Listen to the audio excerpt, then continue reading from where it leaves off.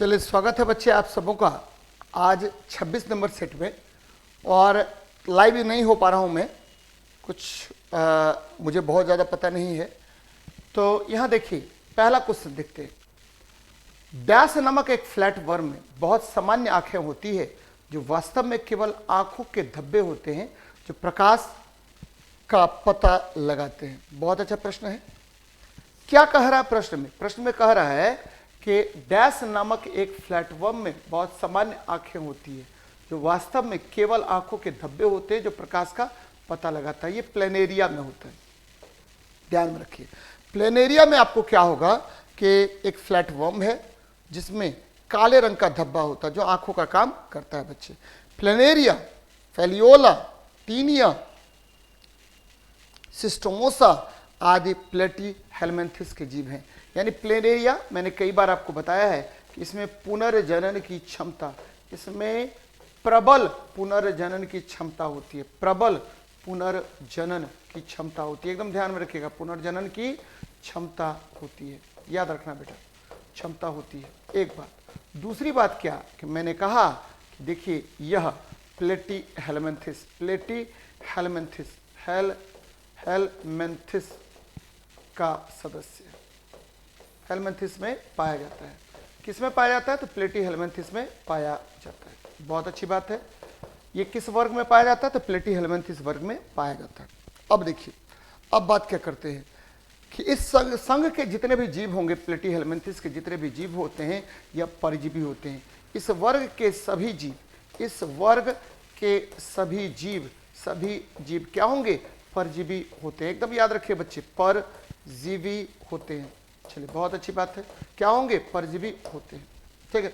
अब देखिए liver fluke, तो ठीक है, ध्यान में रखिएगा कि टीनिया सोलियम एक फीताकृमि है, यहाँ पर टिप वर्म है, ये टीनिया सोलियम हो गया बेटा, टीनिया सोलियम। और इससे टीनियसिस रोग होता है, टीनियसिस रोग होता है। एस्केरिस भी रोग उत्पन्न करता है, लिवर फ्लूक भी रोग उत्पन्न करेगा। सब आपको परजीवी हैं। सब क्या है? परजीवी हैं। तो ये ध्यान में रखिएगा, बहुत इंपॉर्टेंट क्वेश्चन है और बार बार यहाँ से क्वेश्चन आपको पूछेगा। और बेटा, इस संघ के जितने भी जंतु होंगे, प्लेटी हेलमेंथिस संघ के जितने भी जंतु होते हैं, उसमें क्या होगा? तो त्रिस्तरीय उसका शरीर होगा। एक्टोडर्म, मेसोडर्म और एंडोडर्म इसमें पाए जाते हैं। तो ध्यान में रखिएगा इसको। आगे बढ़ रहे हैं। प्रतिबल का प्रभाव निम्नलिखित में से किस पर निर्भर करता है? प्रतिबल। बच्चे, प्रतिबल का अर्थ क्या होता है पहले ये देख लेते हैं। प्रतिबल का मतलब होता है प्रतिबल। प्रतिबल मतलब होता है क्या? तो बच्चे आपको पता होनी चाहिए कि बल अब बटे क्षेत्रफल, बल बटे क्षेत्रफल होगा। और ये बल कैसे लगेगा? तो या तो नॉर्मल लगेगा या टेंजेंशियल लगेगा। यानी किसी वस्तु पर अगर बल आप लंबवत या स्पर्शरेखीय रूप से लगाए बटे क्षेत्रफल के अनुपात को हम क्या कहते हैं? तो आपको प्रतिबल कहते हैं या स्ट्रेस कहते हैं। क्या कहते हैं? स्ट्रेस कहते हैं। ध्यान में रखिएगा, स्ट्रेस कहते हैं। और यहीं पर एक वैज्ञानिक थे, नाम था उनका हुक ने बताया, हुक्स लॉ में बताया हुक ने कि देखिए प्रतिबल जो है, स्ट्रेस जो है वह स्ट्रेन का समानुपाती होता है, विकृति का समानुपाती होता है। यानी स्ट्रेस प्रोपोर्शनल टू स्ट्रेन होगा। और बच्चे यह ध्यान में रखिएगा कि प्रतिबल समानुपाती विकृति, तो प्रतिबल बराबर क्या हो जाएगा? E इंटू विकृति। प्रतिबल बराबर E इंटू विकृति हो जाएगा। और यहाँ पर याद रखना, आपको क्या याद रखना है? E मतलब क्या हुआ? प्रत्यास्था गुणांक हो गया, प्रत्यास्थता गुणांक हो गया। और बराबर क्या होगा? तो प्रतिबल बटे विकृति होगा, प्रतिबल बटे विकृति होगा। एकदम ध्यान में रखिएगा, प्रतिबल बटे क्या होगा? बटे विकृति हो जाएगा। और इसके आधार पर आप कैलकुलेट कर सकते हैं। यानी प्रत्यास्था गुणांक प्रतिबल बटे विकृति होता है। क्वेश्चन तो आप समझ ही गए होंगे कि प्रतिबल किस पर निर्भर करेगा? तो प्रतिबल निर्भर करेगा या तो बल पर, यदि बल आपको या तो लंबवत लग रहा है या आपको लग रहा है क्या? स्पर्श रेखीय लग रहा है, स्पर्श रेखीय। और दूसरा निर्भर करेगा क्षेत्रफल पर। ठीक है, लंबवत या स्पर्श रेखीय लग रहा है। और दूसरा निर्भर करेगा किस पर? तो बच्चे क्षेत्रफल पर निर्भर करता है। तो ये ध्यान में रखिएगा। तो आंसर इसमें क्या होगा? आप लोग बताइए आंसर क्या होगा? तो बेटा आंसर हो जाएगा क्षेत्रफल पर निर्भर करता है। ध्यान में रखिएगा। अब देखिए, द्रव्यमान क्या होता है भाई जी? तो द्रव्यमान होता है वस्तु में पदार्थ की मात्रा। द्रव्यमान वस्तु में पदार्थ की मात्रा को, वस्तु में पदार्थ की मात्रा को हम द्रव्यमान कहते हैं। पदार्थ की मात्रा को क्या कहेंगे? द्रव्यमान कहेंगे। भार क्या होता है? तो भार बल है, भार बराबर बल है। और ये बल क्या होता है? तो m इंटू जी होता है, ये m इंटू जी होता है। आयतन क्या होता है? तो आयतन जो है वह क्या होगा? तो आयतन जो होता है एकदम याद रखना है, आयतन क्या होगा? तो ठीक है, वस्तु जितना स्थान घेरती है, वस्तु जितना स्थान घेरती है, ध्यान में रखिएगा, जितना स्थान घेरती है उस स्थान को हम क्या कहते हैं? तो बच्चे उस स्थान को हम आयतन कहते हैं। तो ये बातें याद रखिए, बार बार आपसे इस पर प्रश्न पूछा जाएगा। चलिए नेक्स्ट देखते हैं क्या कह रहा है क्वेश्चन। यहां देखिए 2500 वाट्स कितने किलोवाट के बराबर होगा? 2500 वाट्स कितने किलोवाट के बराबर होगा? आसान क्वेश्चन है बेटा। कैसे आसान है? तो यहां देखिए वॉट किसका? वॉट किसका मात्रक है? तो वॉट जो है, एक वॉट बराबर होता है क्या? 1 जूल पर सेकेंड होता है, 1 जूल पर सेकेंड। और यह शक्ति का मात्रक है, और शक्ति का मात्रक है। शक्ति क्या होता है? तो बेटा शक्ति जो होता है, शक्ति कार्य करने की दर होती है। शक्ति जो होगा वह क्या होगा? तो कार्य करने की दर, यानी W/T, यानी कार्य बटे समय के अनुपात को, कार्य बटे समय के अनुपात को हम क्या कहते हैं? शक्ति कहते हैं। और शक्ति, ध्यान में रखिए, शक्ति का अब बहुत सारा आपको क्या फॉर्मूला होता है। शक्ति P बराबर क्या होगा? V²/R। शक्ति P बराबर क्या होगा? V/I। मैंने इसको रामबाण फॉर्मूला कहा है। अब देखिए किलोवाट में बदलना है तो बदल लीजिए ना, क्या बात कर रहे हैं? 2500 वॉट्स, यह देखिए 2500 वॉट्स है, तो इसको जिसमें बदलना हो उससे भागा दे दीजिए। किलो में बदलना है तो किलो से भाग दे दीजिए, 10³ से भाग दे दीजिए। ये बदल गया किस में? किलोवाट में। देखिए बच्चा 2500 बटे क्या हो जाएगा? 1000, काट दीजिए ना, ये 0 कट गया, 2.5 किलोवाट। 2.5 किलोवाट देखिए कहाँ पर है? बी नंबर ऑप्शन में है, तो आसानी से बन जाएगा। अब बच्चे एक चीज़ और ध्यान में आपको रखना है कि 1 किलोवाट आवर बराबर कितना होता है? 1 किलोवाट आवर बराबर ये ऊर्जा का मात्रक हो गया। किलोवाट तो 10³ वाट हो गया, उसमें हम घंटा लगा दिए, तो ऊर्जा का मात्रक है। किसका मात्रक है? ऊर्जा का, विद्युत ऊर्जा का। ठीक, विद्युत ऊर्जा का मात्रक हो गया, विद्युत ऊर्जा का ये मात्रक होगा। ठीक है, और बच्चे आपको पता है कि इसका वैल्यू कितना होगा? तो 3.6 इंटू 10⁶ जूल, 3.6 इंटू 10⁶ जूल होता है। तो एकदम ध्यान में रखना है कि विद्युत ऊर्जा का एसआई मात्रक क्या होता है? तो विद्युत ऊर्जा यानी किलोवाट आवर, और इसका एसआई मात्रक होता है क्या? तो बच्चे विद्युत ऊर्जा यानी आपको किलोवाट आवर हो गया, इसका वैल्यू होता है 3.6 इंटू 10⁶ जूल। तो बहुत अच्छी बात है, आगे बढ़ते हैं। नेक्स्ट देखते हैं क्या कह रहा है। यहाँ देखिए जिंक कॉपर सल्फेट विलयन से कॉपर को अलग कर सकता है। जिंक कॉपर सल्फेट विलयन से कॉपर को अलग कर सकता है। मैं लगातार आपको बता रहा हूं कि देखिए क्रियाशीलता श्रेणी आपको याद रखना पड़ेगा। धातु की क्रियाशीलता श्रेणी एकदम याद रखिए बेटा, धातु की क्रियाशीलता श्रेणी। देखिए क्या है? धातु की क्रियाशीलता श्रेणी, याद रखिए इसको। क्या कह रहे हैं हम? धातु की क्रियाशीलता श्रेणी होती है कि सबसे ऊपर पोटेशियम, के, ना, का, मग, अल, जन, फे, पब, उसके बाद एच, कु, हज, अज, औ, ये होता है बच्चे। अज और क्या हुआ? औ हो गया। तो सबसे क्रियाशील, सर्वाधिक क्रियाशील कौन? तो सर्वाधिक क्रियाशील, ध्यान में रखिएगा, सर्वाधिक क्रियाशील हो गया कौन? तो आपको पोटेशियम हो गया। ये याद रखिएगा, सर्वाधिक क्रियाशील क्या होता है? पोटेशियम होता है। और जैसे जैसे नीचे जाएंगे आपको रिएक्टिविटी घटती जाती है बच्चे। जैसे जैसे ऊपर रिएक्टिविटी क्या होगी? घटती जाएगी। जैसे जैसे ऊपर बढ़ेंगे तो आपको रिएक्टिविटी क्या होगी? बढ़ती जाती है। और यहाँ देखिए कॉपर के बाद, हाइड्रोजन के बाद ये देखिए सबसे अक्रियाशील धातु, सबसे अक्रियाशील धातु कौन होगा? तो सबसे अक्रियाशील धातु इसको बोला जाता है किसको? सोना को। अब देखिए, अब इस क्वेश्चन पे बात करते हैं। यहाँ देखिए, यहाँ कॉपर सल्फेट, ठीक है, कॉपर सल्फेट को हम अभिक्रिया करवा रहे हैं किसके साथ में? तो बच्चे जिंक के साथ में। कॉपर सल्फेट को नीला विट्रियोल कहते हैं, यानी नीला कशिश कहते हैं। इसका कलर कैसा हुआ? नीला, और इसमें जिंक डाल दिए तो ये तुरंत क्या करेगा? जिंक अधिक क्रियाशील है बच्चे। जिंक जो है वह क्रियाशील है किससे? कॉपर से। तो ये क्या करेगा? कॉपर को हटा देगा आपको सल्फेट से, खुद ब खुद सल्फेट के साथ जुड़ करके जिंक सल्फेट का निर्माण कर लेगा और कॉपर आपको बाहर निकल गया। ये देखिए, ये जो आपको जिंक सल्फेट है यह उजला कलर हो गया, यानी नीला कलर किस में बदल गया, तो उजला रंग में बदल जाता है, यानी कॉपर की तुलना में अधिक अभिक्रियाशील होता है। यही आपको आंसर होगा, कॉपर की तुलना में ये क्या होगा, अधिक अभिक्रियाशील होगा। तो मैंने आपको क्लियर कर दिया है, इसको नोट डाउन कर लीजिएगा। और इस अभिक्रिया को जब, ठीक है, अधिक क्रियाशील धातु कम क्रियाशील धातु को विस्थापित कर खुद अभिक्रिया में जुड़ जाता है, तो इस अभिक्रिया को विस्थापन अभिक्रिया कहते हैं। एकदम याद रखिएगा, जब, ठीक है, एकदम याद रखिए, जब, ठीक है, आपको अधिक क्रियाशील धातु, अधिक क्रियाशील धातु, क्रियाशील धातु कम क्रियाशील धातु को, धातु कम क्रियाशील धातु को विस्थापित कर, कम क्रियाशील धातु को विस्थापित कर, धातु को विस्थापित कर, विस्थापित कर अभिक्रिया में जुड़ता है, विस्थापित कर अभिक्रिया में, कर अभिक्रिया में जुड़ता है, तो इसे क्या कहते हैं, अभिक्रिया में, ठीक है, हाँ, जुड़ता है, तो इसे विस्थापन कर अभिक्रिया कहते हैं, जुड़ता है तो इसे क्या कहते हैं, इसे, ठीक है, इसे विस्थापन अभिक्रिया कहते हैं, इसे क्या कहेंगे, विस्थापन अभिक्रिया कहते हैं। एकदम ध्यान में रखिएगा बच्चे, विस्थापन अभिक्रिया कहते हैं। दिस इज नोन एज, आपको क्या कहलाएगा, this is known as displacement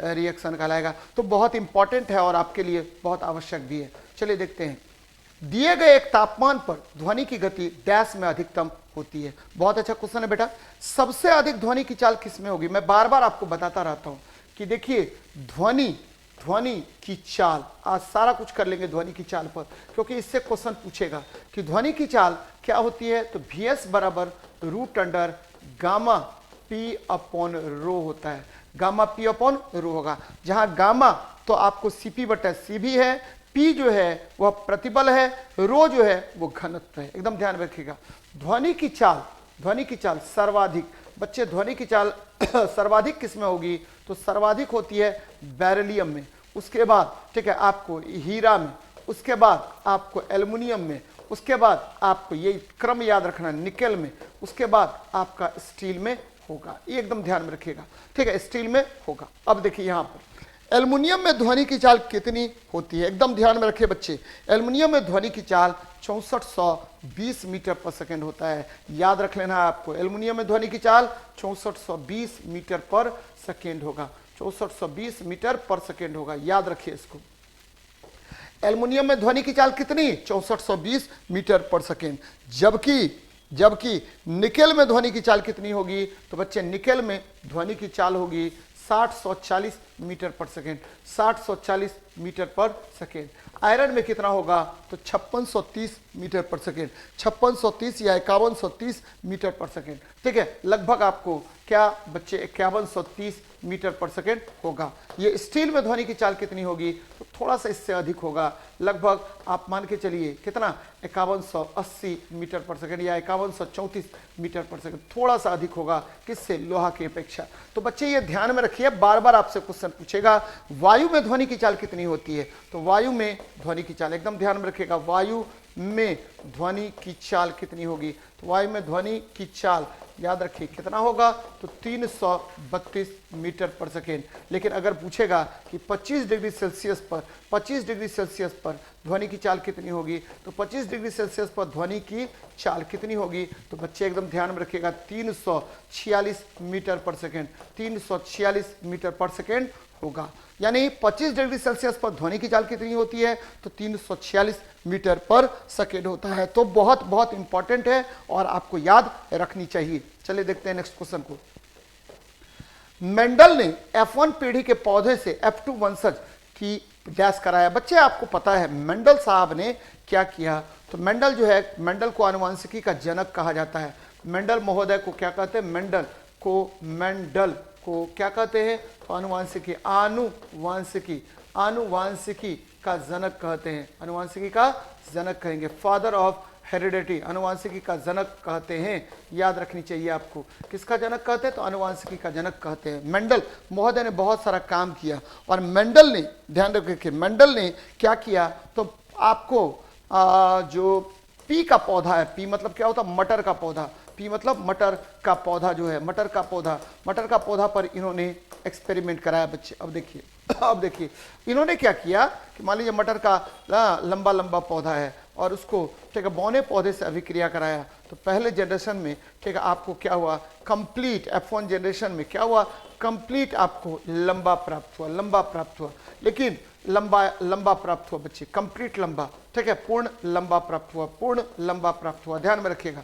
लेकिन आपको F2 जनरेशन में क्या हुआ, जब इसने स्वपरागन किया, यहां देखिए वर्ड मैं यूज कर रहा हूं स्वपरागन, कौन सा वर्ड, स्वपरागन, मतलब सेल्फ पॉलिनेशन कराया, तो क्या हुआ आपको 3:1 में, यानी 3 पूर्णतः लंबा और 1 जो है बौना पौधा प्राप्त हुआ। तो इन्होंने स्वपरागन कराया बच्चे, क्या कराया, स्वपरागन कराया, ठीक है, स्वपरागन कराया, तो 3:1 में आपको लंबे और बौने पौधे प्राप्त हुए, 3:1 में लंबे और बौने पौधे प्राप्त हुए। अब देखिए वनस्पतिक जनन क्या होता है, ये बड़ा इंपॉर्टेंट है बच्चे, वेजिटेटिव प्रोपेगेशन कहा जाता है इसको। इसमें क्या होता है, तो वेजिटेटिव प्रोपेगेशन में हम क्या करते हैं, तो बच्चे पौधे के ठीक है विभिन्न भागों से, प्रोपेगेशन में क्या करेंगे, पौधे के विभिन्न भागों से हम क्या करते हैं, तो नए पौधे का विकास करते हैं, और इसी घटना को क्या कहते हैं, वनस्पतिक जनन कहा जाता है। तो ये ध्यान में रखिएगा।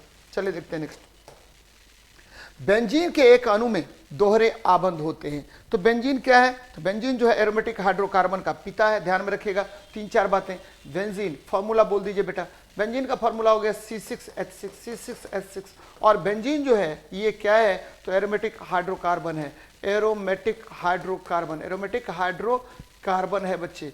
और याद रखिए कि बेंजीन जो है इसका स्ट्रक्चर दिया था किसने, स्ट्रक्चर दिया था इसने कैक्यूल ने, किसने, कैक्यूल ने। और इसके बारे में सबसे पहले किसने बताया था, तो फेराडे ने। इसकी खोज किसने की थी, तो फेराडे ने। और याद रखिए इसमें अल्टरनेट डबल बॉन्ड होता है, इसमें अल्टरनेट डबल बॉन्ड होता है, इसमें अल्टरनेट डबल बॉन्ड होता है।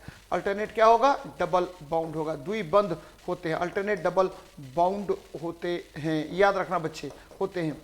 कौन सा बॉन्ड होगा, तो अल्टरनेट डबल बॉन्ड होगा। अब देखिए क्या करते हैं, ये बेंजीन का स्ट्रक्चर हम खींच रहे हैं बच्चे, ये देखिए सी सी सी सी, ये आ गया सी, ये आ गया। तो अब देखिए यहाँ पर क्या हुआ, तो यहाँ H ले लीजिए, यहाँ भी H ले लीजिए, यहाँ भी H ले लीजिए, यहाँ भी H ले लीजिए, यहाँ भी H ले लीजिए, और यहाँ भी H ले लीजिए। ये देखिए alternate double bond, alternate double bond होता है, यानी एकांतर द्विबंध होते हैं, एकांतर द्विबंध होते हैं, ध्यान में रखिएगा। एकांतर क्या होगा, द्विबंध होगा, द्विबंध होता है, याद रखना बच्चे, क्या होगा, एकांतर द्विबंध होते हैं।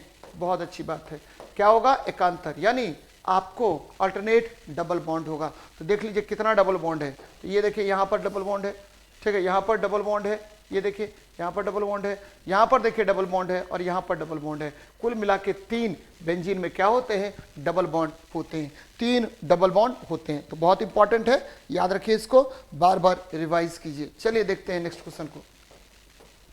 यहां देखिए बेटा, अनुमस्तिष्क किससे संबंधित है, अनुमस्तिष्क, अनुमस्तिष्क, बार बार आपसे क्वेश्चन पूछेगा कि अनुमस्तिष्क यानी मेटेनसेफेलॉन, मेटेनसेफेलॉन बच्चे ये पेशीय गतिविधियों के समन्वयन से संबंधित है, पेशीय गतिविधियों के समन्वयन से संबंधित है बच्चे। ये सेरिबेलम, याद रखिएगा, सेरिबेलम जो है, सेरिबेलम, ये आपको क्या पता है बच्चे, ये है, ये क्या कर देता है, शरीर के गतिविधियों का नियंत्रण करता है, शरीर के गतिविधियों का नियंत्रण करेगा, एकदम ध्यान में, गतिविधियों का नियंत्रण करता है, बहुत इंपॉर्टेंट है, गतिविधियों का नियंत्रण करता है, यानी आपका शरीर जो मूवमेंट है उसको नियंत्रित करने का काम कौन करेगा, तो आपका सेरिबेलम करता है। स्मरण रखना और भूख इत्यादि का नियंत्रण कौन करेगा, तो आपको सोचने समझने की शक्ति सेरिब्रम से, सेरिब्रम से होता है, ध्यान में रखिएगा। सेरिब्रम ही बुद्धि, विवेक, ज्ञान का केंद्र बिंदु होता है, और ये सबसे बड़ा मस्तिष्क का भाग है, सबसे बड़ा मस्तिष्क का भाग है, और प्रमस्तिष्क मस्तिष्क का सबसे बड़ा भाग होता है, और इसी में क्या पाया जाता है बच्चे, तो इसी में जो है सेरिब्रम पाया जाता है, ध्यान में रखिएगा। सभी अनैच्छिक क्रियाओं को नियंत्रित करने का काम कौन करता है, तो मेडुला ऑब्लोंगेटा, मेडुला ऑब्लोंगेटा, एकदम ध्यान में रखिएगा, मेडुला ऑब्लोंगेटा या स्पाइनल कॉर्ड बच्चे, ऑब्लोंगेटा ये करेगा। तो ये ध्यान में रखिए, बार बार इस तरह का प्रश्न आपसे पूछेगा। चलिए नेक्स्ट देखते हैं।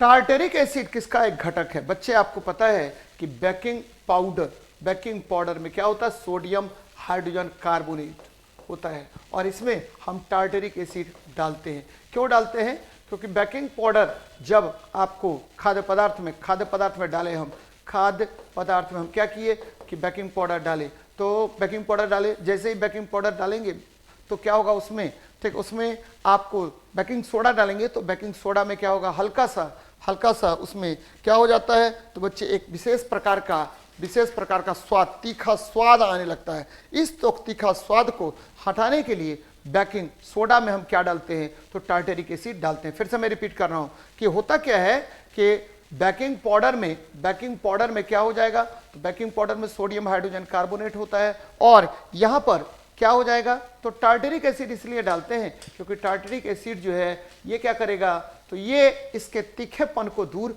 करने का काम करता है। एकदम याद रखना है, क्या कह रहे हैं हम, कह रहे हैं कि बेकिंग सोडा से उत्पन्न तीखेपन को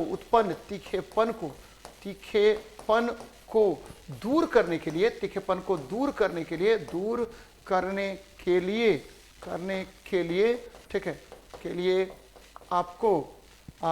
के लिए टार्टरिक एसिड का प्रयोग किया जाता है, टार्टरिक अम्ल का उपयोग करते हैं,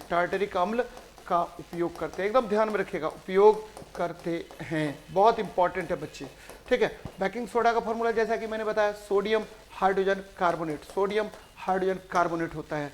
वॉशिंग सोडा का फॉर्मूला क्या होगा, तो वॉशिंग सोडा होता है सोडियम कार्बोनेट Na2CO3 × 10H2O होता है। और सिरका क्या होता है, विनेगर होता है बेटा, विनेगर होता है। और विनेगर क्या होगा, तो विनेगर होता है CH3COOH, सिरका, ये देखिए CH3COOH होता है, CH3COOH को हम सिरका कहते हैं बच्चे, याद रखिएगा। एसिटिक एसिड 6% एसिटिक एसिड का जलीय विलयन क्या कहलाता है, सिरका। 6% एसिटिक एसिड का जलीय विलयन सिरका कहलाएगा। जलीय विलयन क्या कहलाएगा, तो सिरका कहलाएगा, जलीय विलयन सिरका कहलाता। तो ये ध्यान में रखना चाहिए आपको, ठीक है। 6% एसिटिक एसिड का जलीय विलयन सिरका कहलाता है, बहुत इंपॉर्टेंट है, बार बार आपसे क्वेश्चन पूछेगा ये।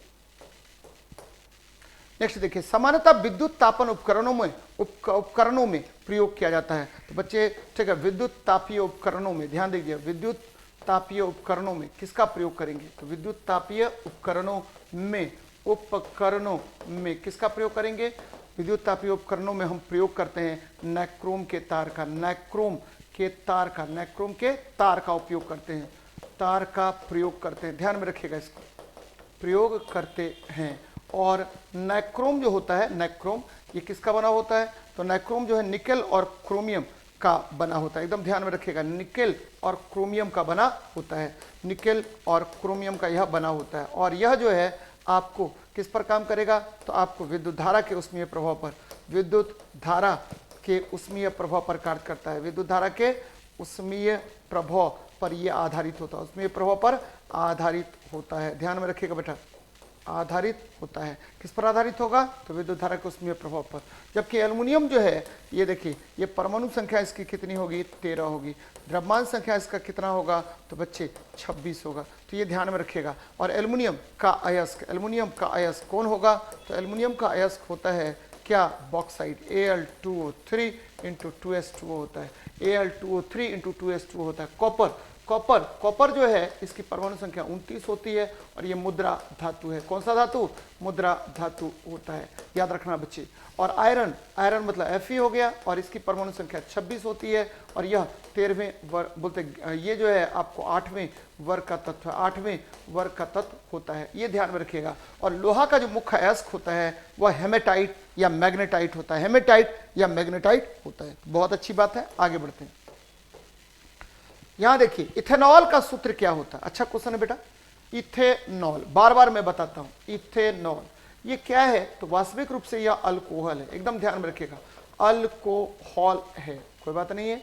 और अल्कोहल में फॉर्मूला क्या होगा, C2H5OH हो गया, ठीक है। इसका देखिए 100% इथाइल अल्कोहल को बच्चे 100% इथाइल अल्कोहल को क्या बोलते हैं, तो एब्सोल्यूट अल्कोहल बोलते हैं, परिशुद्ध अल्कोहल बोलते हैं, एब्सोल्यूट अल्कोहल कहा जाता है, एब्सोल्यूट अल्कोहल कहा जाता है। और याद रखिएगा 95.6%, ठीक है, इथाइल अल्कोहल प्लस 4.4% जल को 4.4% वाटर को, 4.4% वाटर को हम क्या कहते हैं? तो बच्चे 4.4% वाटर को हम कहते हैं रेक्टिफाइड स्पिरिट। रेक्टिफाइड स्पिरिट कहा जाता है, रेक्टिफाइड स्पिरिट कहा जाता है, एकदम ध्यान में रखिएगा, रेक्टिफाइड स्पिरिट कहते हैं। और बच्चे याद रखिएगा कि इथेनॉल को पीने से अयोग्य बनाने के लिए, इथेनॉल को पीने से अयोग्य बनाने के लिए, पीने से अयोग्य बनाने के लिए, अयोग्य बनाने के लिए, अयोग्य बनाने के लिए, बनाने के लिए इसमें क्या डालते हैं? इसमें डालते हैं बच्चे, इसमें ठीक है मिथेनॉल, मिथेनॉल या बेंजीन या पायरिडीन डालते हैं। बेंजीन या क्या डालेंगे? पायरिडीन डाला जाता है। तो ये ध्यान में रखिएगा, ठीक है। इथेनॉल को पीने से अयोग्य बनाने के लिए इसमें बेंजीन या पायरिडीन का प्रयोग किया जाता है, तो ध्यान में रखना है आपको बच्चे। तो आंसर क्या होगा? Ethyl alcohol. इथेनॉल का फॉर्मूला क्या होगा? Ethyl alcohol. फिर से मैं रिपीट कर रहा हूँ, इथेनॉल का फॉर्मूला C2H5OH। 100% इथाइल अल्कोहल को एब्सोल्यूट अल्कोहल कहा जाता है, और 95.6% इथाइल अल्कोहल और 4.4% जल के मिश्रण को हम क्या कहते हैं? रेक्टिफाइड स्पिरिट कहते हैं। तो ये हो गया बच्चे, तो ये ध्यान में आपको रखनी चाहिए। चलिए आगे बढ़ते हैं। यहां देखिए पादप कोशिका भित्ति किसकी बनी होती है? तो बच्चे पादप कोशिका भित्ति सेलुलोज और ठीक है पैक्टीन की बनी होती है, सेलुलोज और पैक्टीन की बनी होती है। ध्यान दीजिए जरा इस पर, ठीक है। पैक्टीन, पैक्टीन, ये देखिए सबसे पहले सेलुलोज ले लीजिए, सेलुलोज बच्चे, ठीक है। सेलुलोज जो है प्रकृति में सबसे अधिक मात्रा में पाया जाने वाला कार्बनिक पदार्थ है, ध्यान में रखिएगा। सर्वाधिक मात्रा में पाया जाने वाला कार्बनिक पदार्थ, सर्वाधिक मात्रा में पाया जाने वाला कार्बनिक पदार्थ है, पाया जाने वाला कार्बनिक पदार्थ है, ठीक है। इसको बोला जाता है क्या? तो बच्चे सेलुलोज कार्बनिक पदार्थ होता है। कौन होता है? तो ये सेलुलोज होता है, सर्वाधिक मात्रा में पाया जाने वाला कार्बनिक पदार्थ है। अब देखिए यहाँ पैक्टीन मुरब्बा बनाने में उपयोगी होता है, ध्यान में रखिएगा। मुरब्बा बनाने में कौन उपयोगी है? तो मुरब्बा बनाने में उपयोगी होता है। कौन होता है? तो बनाने में उपयोगी आपको पैक्टीन होता है, पैक्टीन होता है। जबकि यहाँ देख लीजिए ये जो काइटिन है, आपको पता होगा काइटिन जो है, ठीक है, कवक की कोशिका भित्ति, कवक की कोशिका भित्ति, कवक की कोशिका भित्ति किसका बना होता है? कोशिका भित्ति बना होता है आपको काइटिन का। कवक की कोशिका भित्ति किसकी बनी होती है? तो काइटिन की बनी होती है। सेलुलोज का फॉर्मूला जो है बेटा, सेलुलोज, सेलुलोज क्या है? पॉलीसेकेराइड, पॉलीसेकेराइड है, सेकेराइड होता है। और ये पॉलीसेकेराइड्स का फॉर्मूला क्या होता है? तो C6 ठीक है H10O5N, C6H10O5N होता है। तो ये ध्यान में आपको रखनी चाहिए। चलिए नेक्स्ट देखते हैं क्या कह रहा है क्वेश्चन में। कह रहा अस्थि कोशिकाएं एक हार्ड मैट्रिक्स में अंतः स्थापित होती है जो बना होता है। बच्चे आपकी अस्थियां कुल अस्थियां याद रखिए बच्चे, अस्थियां किसकी बनी होती है? तो अस्थियां यानी बोन हो गया, और ये ट्राई कैल्शियम फॉस्फेट की बनी होती है। अस्थियां ट्राई कैल्शियम फॉस्फेट की बनी होती है, ट्राई कैल्शियम फॉस्फेट की बनी होती है, ध्यान में रखिएगा। और इसका फॉर्मूला क्या होता है? फॉस्फेट की बनी होती है। इसका फॉर्मूला होता है बच्चे, क्या होगा इसका फॉर्मूला? इसका फॉर्मूला होता है Ca3PO4 हॉल 2, Ca3PO4 हॉल 2 हो जाएगा, एकदम ध्यान में रखिएगा। और अस्थियां कुल अस्थि कितने? तो कुल अस्थि होता है, ध्यान में रखना बेटा, कुल अस्थि 206 होता है, 206 होता है, एकदम ध्यान में रखिएगा। कुल अस्थियों की संख्या कितनी? 206। सबसे बड़ी अस्थि कौन होगा? तो सबसे बड़ी अस्थि, सबसे बड़ी अस्थि होगा, आपको याद रखना है फीमर। क्या होता है? फीमर होता है, FEMUR, फीमर होगा। और सबसे छोटी अस्थि कौन होगा? तो सबसे छोटी अस्थि होती है, सबसे छोटी अस्थि होती है कौन? तो बच्चे सबसे छोटी अस्थि स्टेप्स होता है, स्टेप्स होता है, ध्यान में रखिएगा। सबसे छोटी अस्थि क्या होगा? स्टेप्स होगा, ठीक है। छाती में हड्डी, छाती में हड्डी याद रखिए बच्चे, छाती में हड्डी क्या होता है? तो बच्चे रिब्स जो होगा, रिब्स आपको कितने होंगे? तो रिब्स जो है लगभग, ठीक है, 12 गुना 2 24 हो गया। और बीच में एक स्टर्नम होता है, एक स्टर्नम होता है। कुल मिला के 25 हड्डियों का बना होता है। तो कैल्शियम और फास्फोरस, अस्थि कोशिका एक हार्ड मैट्रिक्स में अंतः स्थापित होता है जो कैल्शियम और फास्फोरस का बना होगा, कैल्शियम और फास्फोरस का बना होता है, ध्यान में रखिएगा। चलिए के कोष में समायोजित किए जा सकने वाले इलेक्ट्रॉनों की अधिकतम संख्या क्या होगी। बच्चे आपको पता है कि कक्षा में इलेक्ट्रॉनों की संख्या किसने दिया था, तो कक्षा में इलेक्ट्रॉन की संख्या बोर-बरी के नियम पर आधारित है। कक्षा में इलेक्ट्रॉन की संख्या किसके नियम पर आधारित, तो बोर-बरी के नियम पर आधारित है। बोर-बरी के नियम पर आधारित है, बोर-बरी के सिद्धांत पर यह आधारित है। एकदम ध्यान में रखिएगा, सिद्धांत पर आधारित होता है। चलिए बच्चे, आधारित है। और देखिए अगर कक्षा संख्या n बराबर 1 हो जाए, n बराबर 1 हो जाए तो कितने इलेक्ट्रॉन, 2 गुना 1 का स्क्वायर यानी 2 इलेक्ट्रॉन होगा। कक्षा संख्या अगर 2 होगा तो कितने इलेक्ट्रॉन, 2 गुना 2 का स्क्वायर यानी 8 इलेक्ट्रॉन होगा। कक्षा संख्या अगर 3 है तो कितने इलेक्ट्रॉन, 2 गुना 3 का स्क्वायर यानी 18 इलेक्ट्रॉन होगा। तो ये बातें याद रखिए। तो के कक्षा में कितने इलेक्ट्रॉन होंगे, तो 2 इलेक्ट्रॉन होंगे। के कक्षा में कितने इलेक्ट्रॉन होंगे, 2 इलेक्ट्रॉन होंगे। बेटा ये भी ध्यान में रखना है, एस, पी, डी और एफ। एस में कितने इलेक्ट्रॉन, 2, पी में कितने महत्तम इलेक्ट्रॉन, 6, डी में कितने इलेक्ट्रॉन, तो बच्चे 10, एफ में कितने इलेक्ट्रॉन, 14। ये किसने बताया था, तो ये आपको किस सिद्धांत के आधार पर भरता है, तो बच्चे ये भरता है ऑफ बॉ के सिद्धांत पर यह भरा जाता है। याद रखना है बच्चे, ऑफ बॉ के सिद्धांत पर इलेक्ट्रॉन भरेगा किसमें, उपकक्षा में। और हुंड के सिद्धांत के आधार पर कक्षक में इलेक्ट्रॉन भरते हैं। और कक्षक में महत्तम 2 इलेक्ट्रॉन होगा, एक क्लॉकवाइज और दूसरा क्या होगा, एंटी क्लॉकवाइज। नेक्स्ट देखिए, हीरा का निरपेक्ष अपवर्तनांक क्या होता है। बहुत अच्छा क्वेश्चन है।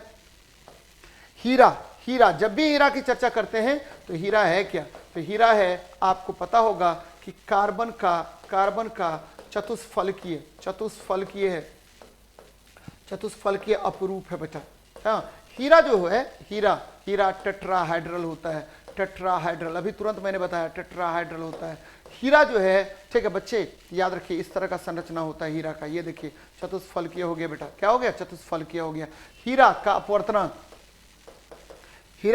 कितना होगा, तो हीरा का अपवर्तनांक होगा 2.42। हीरा का अपवर्तनांक होगा 2.42 होता है। हीरा सर्वाधिक कठोर पदार्थ है, प्रकृति का सर्वाधिक कठोर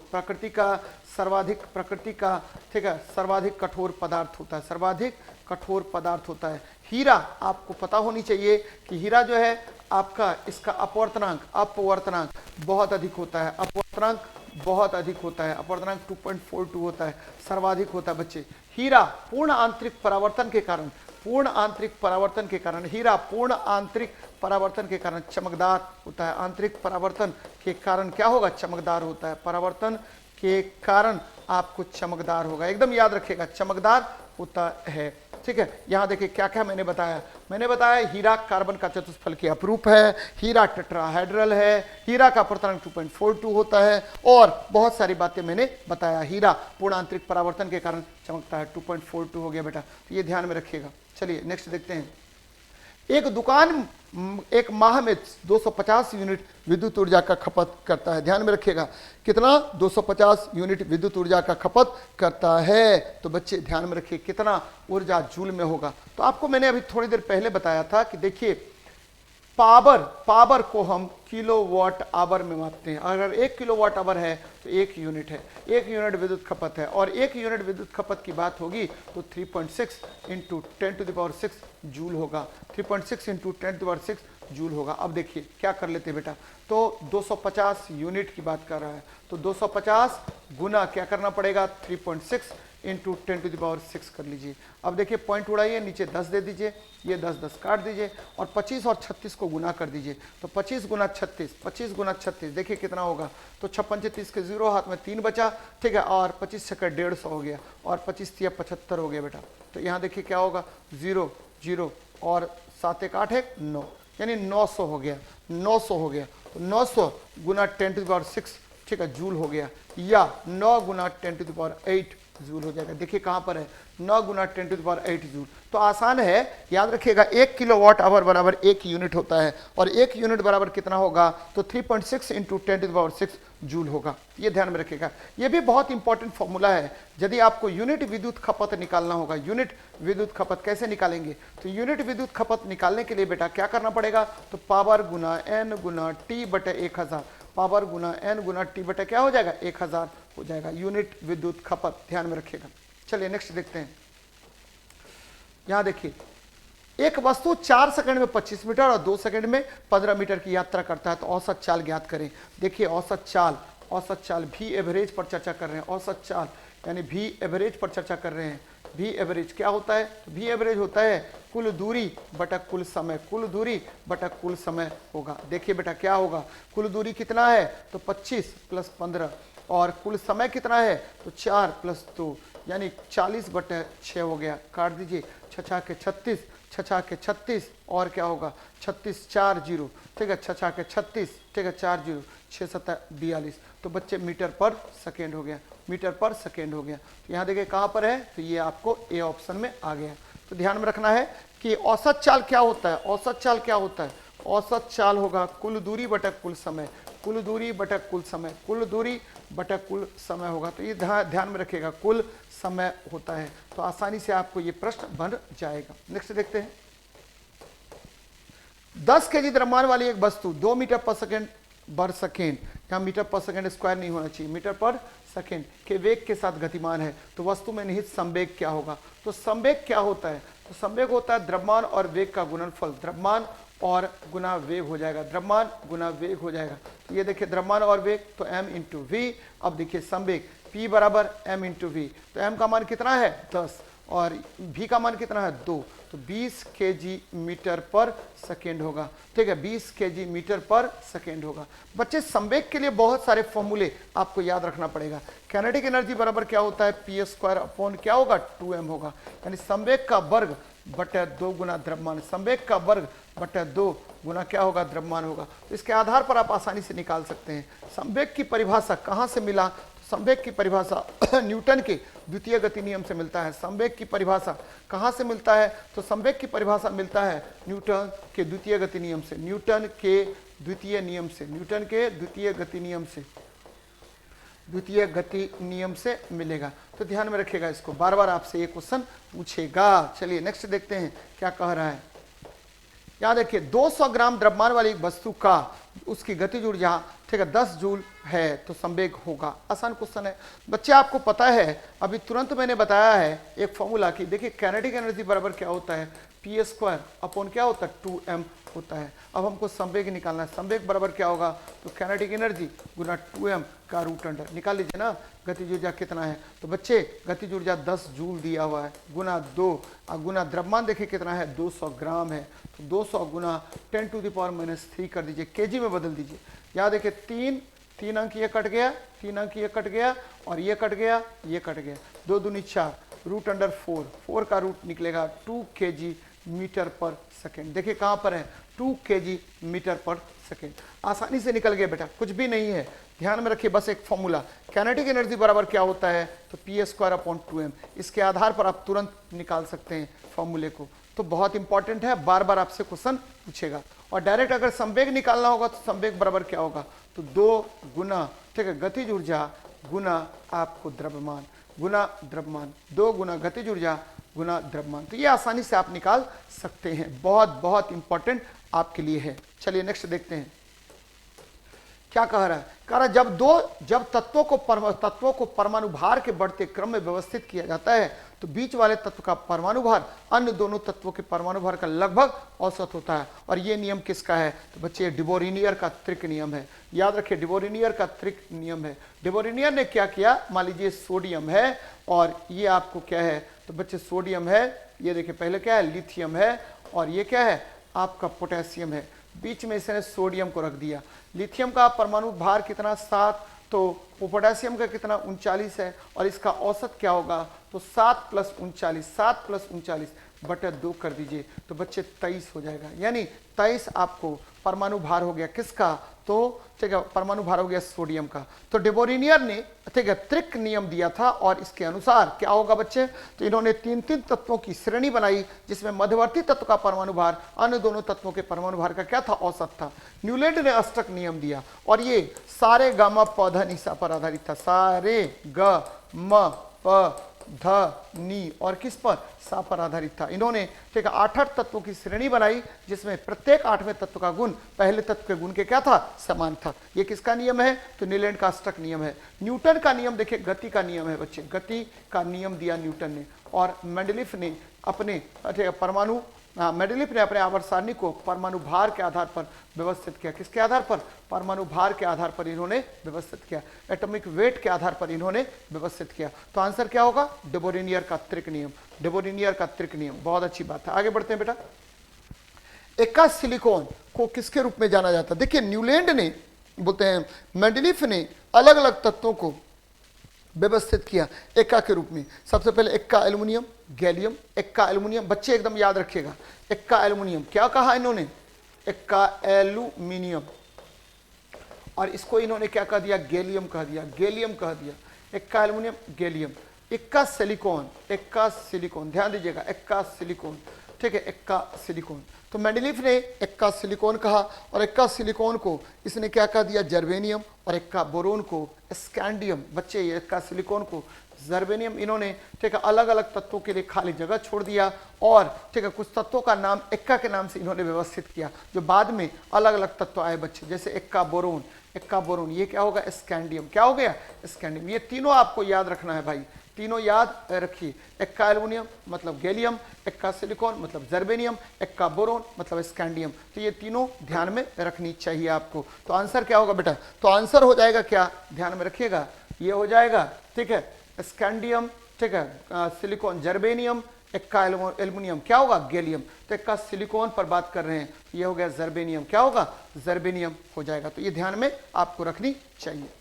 चलिए, तो ये आज का सेट हो गया बच्चे। फिर थोड़ी देर में फिर हम आपको नेक्स्ट सेट लेकर के आते हैं। जय हिंद, जय भारत।